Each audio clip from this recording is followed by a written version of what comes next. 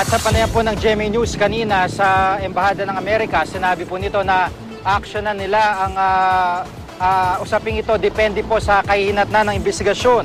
Ayon naman sa VFA Commission, posibleng hindi maparusahan ng Glenn Defense Marine Asia dahil hindi ito saklaw ng Visiting Forces Agreement.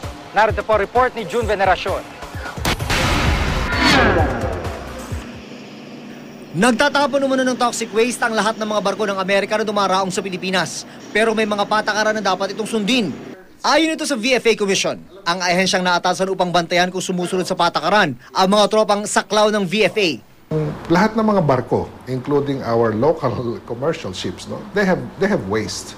They have bilge water, yung tubig naghalo sa langis na talagang inilalabas yan ng mga contracting companies, no? At in the case of the US Navy sa Pilipinas, pagka nandito sila, ang kanilang kontratista ay yung Glenn Defense Marine.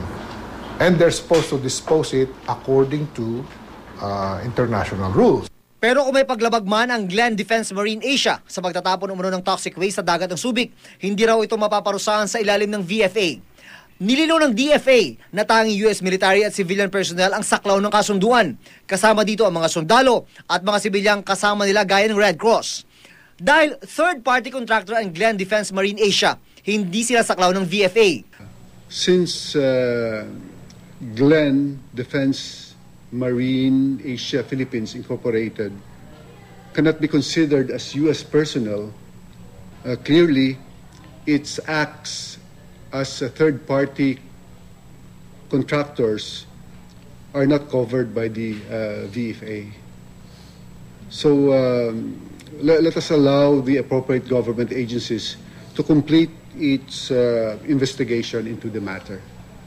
Ayon sa Subic Water and Sewerage Company, nagpadala na ng sample ng wastewater o dumi mula sa barkong Glen Guardian ang SBMA. Lumalabas na lampas ito sa level na pinapayagang itapon sa tubig. Ayon sa mga environmental group, malaki ang posibleng epekto ng toxic waste na itinapon umano sa Subic Bay. Maaari itong masira ang mga korales at iba pang lamang dagat. Ang problema raw, hindi sapat ang kakayahan ng mga otoridad na i-monitor ang ating mga dagat.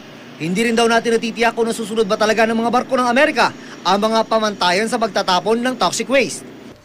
The problem with monitoring environmental problems such as toxic waste dumping, etc., it really needs a large network of investigators. I don't think the VFA Commission and even the DNR is already capable of doing that.